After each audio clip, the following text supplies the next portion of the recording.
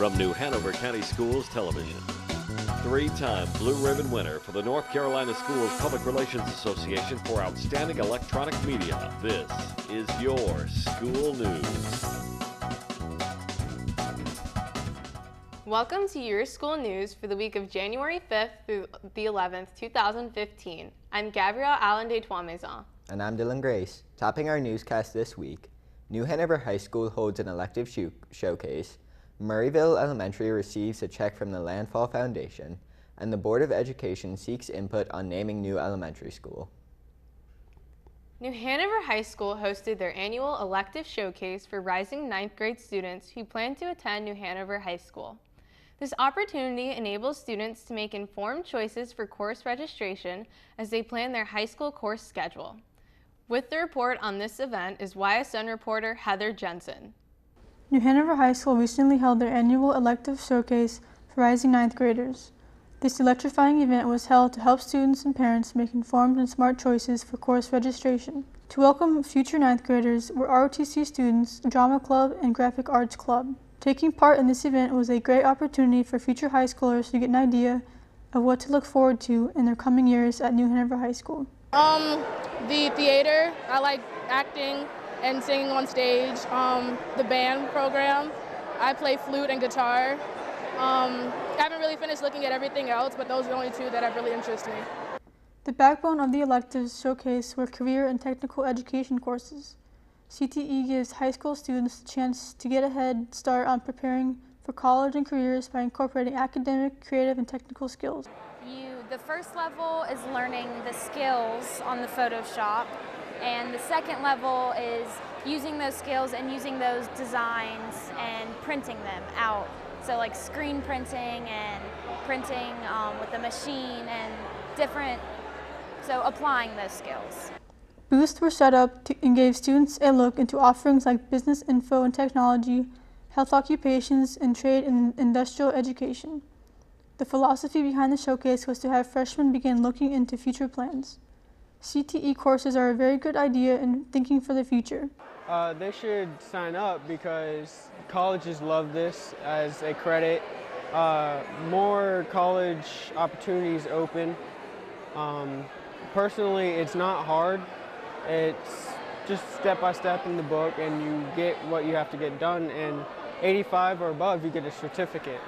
New Hanover High School was very accommodating and informative to the future students, and some even took tours of the school campus. The event left participants with a lot to think about as they planned for their high school years. Reporting for Your School News, this is Heather Jensen. In other news, Murrayville Elementary recently got a big gift, a check for $6,000 from the Landfall Foundation in support of the school's ongoing efforts to help members of its school family in need.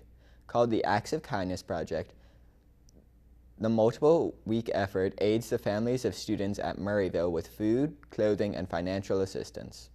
And we are using it for our Acts of Kindness project, which allows us to identify students here at Murrayville whose families are facing hardship, provide them with food, clothing, financial assistance, and other resources in the community also to help build tools to sustain themselves. We have a backpack program.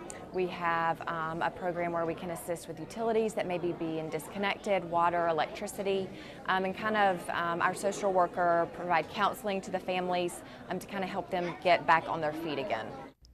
Through the Acts of Kindness Project, Murrayville families going through hardships can also get help with utilities like water and electricity. As part of the project, social workers at Murrayville give counseling to families in need so they can get back on their feet. They are also taught tools to sustain themselves. The check from the Landfall Foundation will go to support an extremely important outreach program that keeps families together and children healthy so they can become good students and great members of the community. In other news, New Hanover County Schools is recruiting pre-kindergarten children for this school year 2014-2015. Children who live in New Hanover County and children who are 4 years old on or before August 31st, 2014 are eligible to apply. Children with special needs and disabilities are encouraged to apply. Well, pre-kindergarten is key to school readiness skills. And we do lots of prepping for all of those requirements for kindergarten. Socially and emotionally development for your child, exposure with other children, how we learn how to play with one another, daily routines are established, environmental print, all of those key elements to a successful kindergarten, and just the exposure and the environment. We have licensed BK teachers that follow a curriculum that is aligned with kindergarten, and just the exposure of being in a school, in a pre-kindergarten setting. When applying, parents or guardians should bring the child's birth certificate, social security card, an up-to-date immunization record, along with either a Medicaid, health choice, or insurance card. In addition, you'll need proof of New Hanover County residency, which can be a current property tax statement or current signed lease agreement. Income verification is required as parent-guardian picture ID, and if necessary, guardianship papers. Applications can be picked up at the Health Department, DSS, Dale K. Spencer Complex, Community Boys and Girls Club, and Smart Start. You can also find an application online at the New Hanover County Schools website. Click on Early Childhood Department.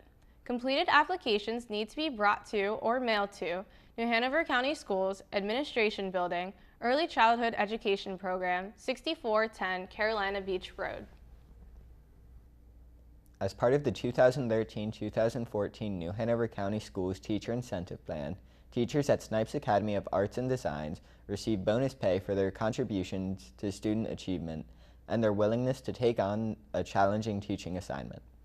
The plan had three primary objectives: to link teachers' compensation more closely with individual student achievement and school-wide growth, to reward and recognize teachers for meeting and exceeding expectations, and to enable Snipes to attract and retain the most qualified and effective teachers.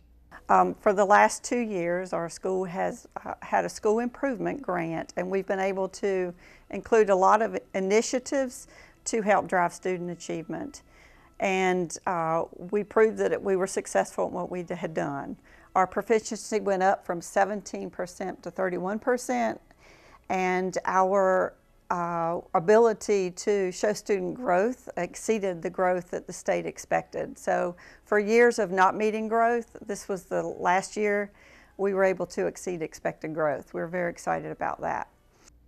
There were two ways by which teachers earn the monetary incentive: by increasing student proficiency in the areas of reading, math, and science, as measured by the North Carolina End of Grade Assessments, by demonstrating teacher and school effectiveness in the areas of reading, math, and science, as measured by the NC End of Grade Assessments. The teachers at the school are receiving the incentive based on teacher and school effectiveness as measured by the NC EOG grade assessments. Finally, North Carolina just added another 527 newly credentialed teachers to its National Board Certified Teachers Corps.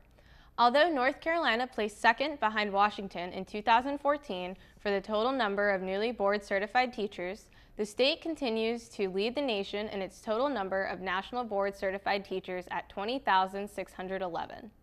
The National Board for Professional Teaching Standards recently released the latest numbers for states and the nation. 21% of North Carolina's educators are National Board Certified. New Hanover County Schools had 9 teachers to achieve National Board Certification and 21 to renew. Now, when your school news continues, we have an exciting lunch menu forecast. Plus, coming up in 60 seconds, we'll have reports on New Hanover County Schools participate in the Hour of Code, Cubs create recycled Christmas trees at Castlehane Elementary, and U.S. Department of Education hosts special activities celebrating the 15th anniversary of International Education Week.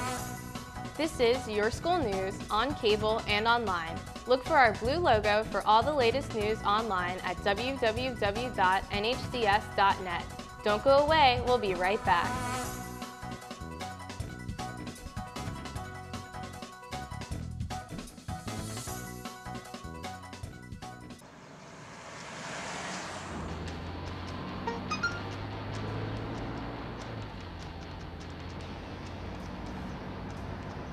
The average text takes your eyes off the road for nearly 5 seconds.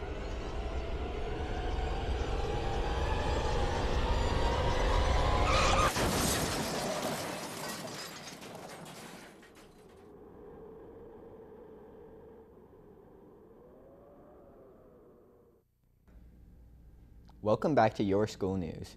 During Computer Science Education Week, New Hanover County Schools participated in the Hour of Code, which organizers are calling the largest learning event in history. Bellamy Elementary, Eaton Elementary, Forest Hills Global Elementary, Murray Middle, and Williston Middle schools all took part in an educational movement aimed at reaching over 100 million students worldwide. We get a full report from YSN reporter Luke Williams. The school bus driver is the most important person in school bus transportation. The safety of students is in their hands, and their dedication and commitment are essential to safe school transportation. School bus drivers are a model for their passengers and a representative of the school district. To be a safe school bus driver, candidates must be mentally alert, keep focused on their driving, and be prepared for every possible emergency. A bus driver has to, first of all, meet a certain vision test when it comes to being and obviously for good reasons, because when they're driving a school bus, they got to be able to see all around them, okay?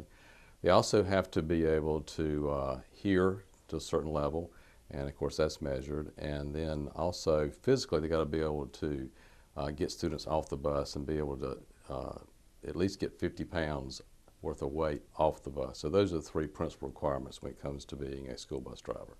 Those who want to drive a school bus must have a good driving record, including but not limited to not more than one conviction for a moving violation within the past 12 months, no convictions of driving while impaired, no instances of driver license suspension or revocation, and be at least 18 years of age. Candidates who meet the legal requirements to drive a school bus must then pass a written examination administered at the conclusion of school bus driver training by the DMV School Bus and Traffic Safety Section. First of all, they go through the classroom piece of it, okay, and they learn about just the bus structure overall, and they learn to do the pre-trip, which is go around and check the bus to make sure the lights are working, the stop signs are working, the stop arms working, and just make sure there's nothing leaking from the bus, okay. And then they also just learn general things about how the bus turns, you know, how the safety equipment works, those kind of things. They also learn about the laws that apply to school buses. They learn how to approach a stop as to, you know, where the students should be and how they should stop prior to getting to where the students are standing and have them walk towards the bus.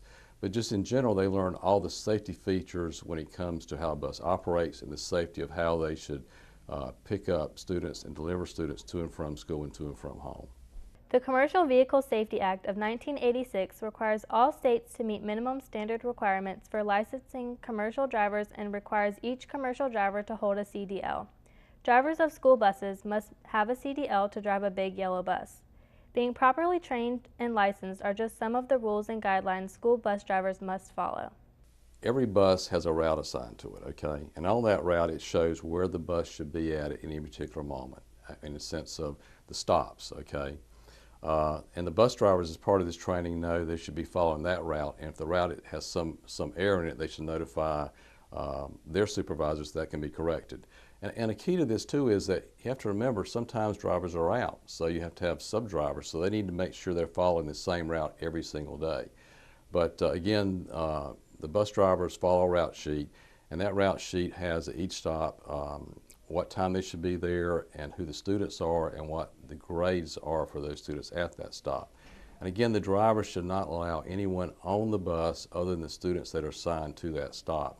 If they run into an issue where a student's there who doesn't belong, before they let that student on the bus, they need to call their supervisor to verify this truly is a student and can be allowed on the bus.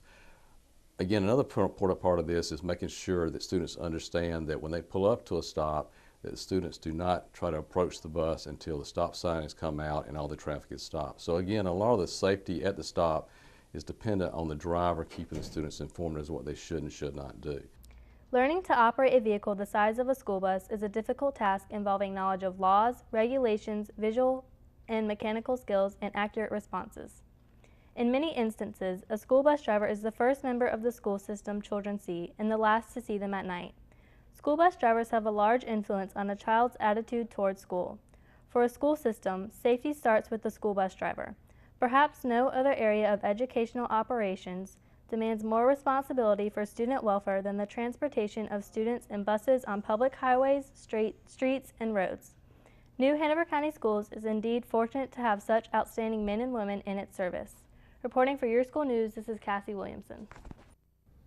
Recycling is a big deal to one teacher at Castle Hayne Elementary School. Michael Jeffries, second grade teacher and NC Wolfpack fan, rescued over 1,000 NC State fan cups before they found themselves in the landfill. Then, along with his UNCW intern and his students, they built some amazing NC State holiday trees. Recycling takes on so many unique concepts and is much easier than people think. Today, Pinterest offers countless items on how you can use things in a brand new way to keep them out of the landfill. Solo Cup holiday trees are just one example of that recycling craft. Best of all, before Castle Hayne students leave for the winter break, each student will be able to take a completely clean cup home. Over at DC Virgo Preparatory Academy, teachers are preparing their students for the School Enrichment Showcase. Virgo offers a unique learning experience through strong leadership, dynamic teachers, and an eager student body, and a solid community support base. Innovative programs aimed at fostering a love of learning and integration of parental involvement has had positive results. Enrichment programs give students the opportunity to learn film making, martial arts, ceramics, and leadership skills. Students at Virgo also take field trips to local places such as the Cameron Art Museum and government agencies, including the District Attorney's Office. The entrance halls and ground floor public spaces of the U.S. Department of Education are filled year-round with color, creativity, and powerful ideas, thanks to the talents of young artists from the United States and around the world. In November, ED conducted a host of special activities celebrating the 15th anniversary of International Education Week.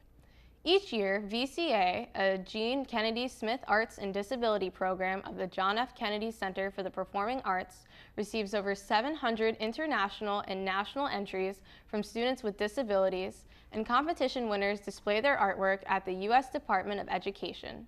The exhibit featured art pieces from students from Saudi Arabia, Singapore, South Africa, St. Lucia, Taiwan, and the United States, depicting the importance of their neighborhoods. ED and the U.S. Department of State established International Education Week in 2000 to promote and celebrate the role that education plays worldwide. It was all about farms in Miss Diane Snow's kindergarten class at Coddington Elementary School. Students studied farm animals, machinery, and food crops. They learned to milk a cow with the aid of a rubber glove. They shook cream and made butter, enjoyed playing animals, charades, and so much more. The young students discovered through a variety of activities all things one person needs to learn to run a farm. Soil, bugs, plants, animals, weather, and so much more were introduced to these Coddington kindergartners. The lesson on farm was finished up with a dramatic performance of The Little Red Hen. This old folktale of Russian origin was an excellent story that showcased for the students the virtues of a good work ethic and personal initiative, both features of today's farmers. Now don't go away. Coming up, the Board of Education is seeking suggestions for new school names. We'll have details. Plus, we have this week's edition of the Lunch Billow Fair. Your school news will continue after the break.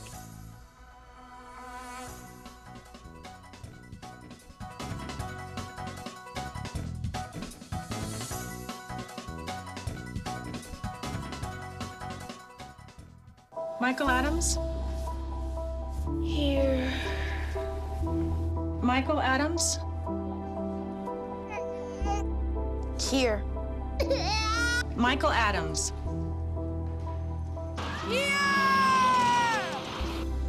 Michael Adams. Students who miss 18 days of school in any grade risk falling behind and not graduating. Absences add up. Keep track at boostattendance.org today. Welcome back to Your School News. The definition of a school bus by North Carolina law is specific. Because of this, North Carolina law requires everyone who operates a school bus to meet specific requirements and be trained, tested, and certified by a driver education specialist with the Division of Motor Vehicles. We get this report on the process from Cassie Williamson. The Global Public Service Academies were founded with an understanding that students from high school can make a difference in the world. That was the message presented to the students at Laney and New Hanover High Schools by Dr. Robert Malkin, Director of the Developing World Healthcare Technology Laboratory at Duke University. Through the presentation, students learned that all of the Global Service Academies take place in the developing world, formed around educational collaboration with faculty from Duke University, Harvard University, and other universities around the country. This opportunity to work with the U.S. faculty in an international setting allows students to learn and contribute in ways that a domestic summer camp or volunteer experience can't. Well, I was very surprised at the amount of malfunctions that the equipment had in these other countries, and that kind of piqued my interest in that I would love to go over and help those people. I already have an interest in biomedical engineering. That's something I would like to pursue as a major. So I think that it's amazing that these clinical engineers can have such an amazing effect in fixing one machine and helping thousands of people. There's a large division and difference between some of the poorer countries and the wealthier countries, and how important medical engineering and all that is to the poorer countries. And what we do in the United States and other places is so critical and important to those other places. Dr. Malkin also shared his personal experiences and the roles they played in his career. He told the students how he taught English in Thailand, worked at EM Microelectronics in Switzerland designing integrated circuits, and worked for Cordis Corporation designing pacemakers and designing heart-lung machines. He told the students that they too could be a part of the growing biomedical engineering work and that GPSA was a great first step. He explained that they would receive training and then put that training to the test in rural clinics or directly in a community. Yeah, so GPSA is about 100 spots a year open for high school students, of which about 50% are American, 50% are not. It's not a number that I try to recruit from each school. I'm trying to look for the students who are truly passionate about engineering, science, medical field, and making a difference. At both Laney and New Hanover, students left excited about the opportunity to help children, adults, and the aged achieve an improved quality of life through effective healthcare. At the time, involvement in GPSA would help them jumpstart an amazing career in the medical profession. Reporting for Your School News, this is Dylan Grace. Fifth graders at Williams Elementary had an experience that was truly out of this world. It's called Starbase, a program that's enforcing math and science into young minds across North Carolina and the country in an explosive way. As kids, many of us dreamed about becoming an astronaut when we got older.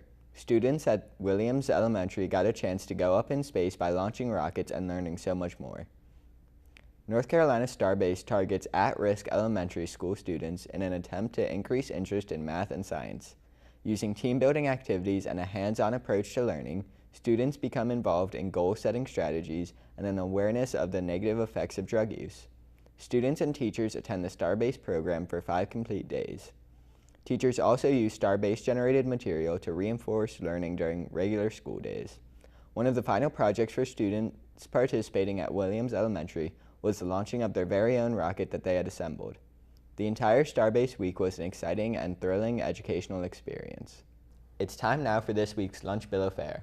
Across the county, school lunchrooms have gotten a facelift and a menu makeover. Lunch menu analyst Creed Rassin joins us with the week's school lunch menu so parents, students, teachers, and everyone working with the New Hanover County school system can plan their lunchtime options.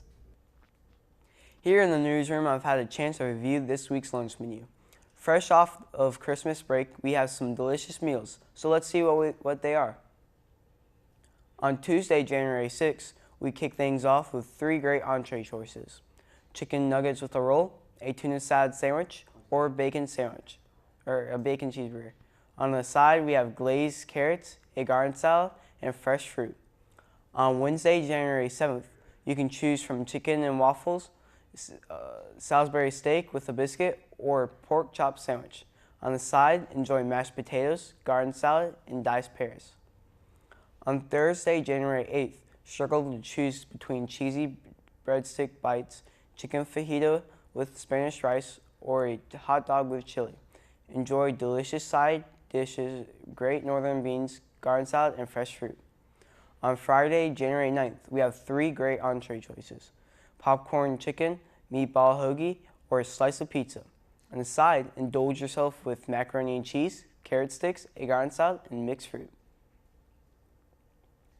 For the weekend, I've got my healthy tip. If you want to cut back on overeating, try to eat with friends and family. Talking with others while you eat gives your body more time to process food, while eating in front of the TV or computer can actually make you eat more than you need or want to. After the weekend, Monday's lunch menu includes creamy chicken chowder with a roll and crackers, a beef taco with Spanish rice, or a cheeseburger.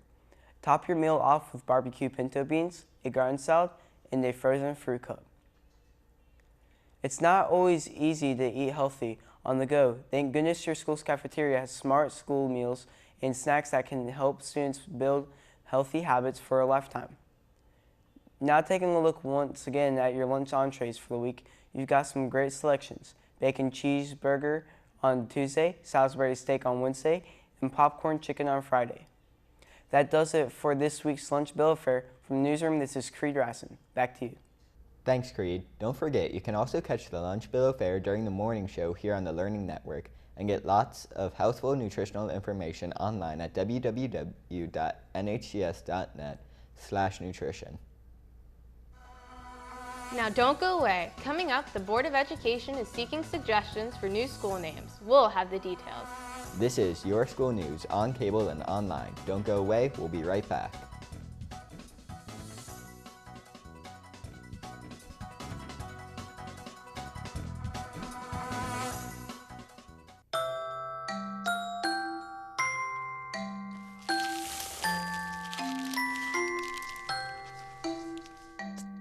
Kids will spend 8 minutes decorating their little brother.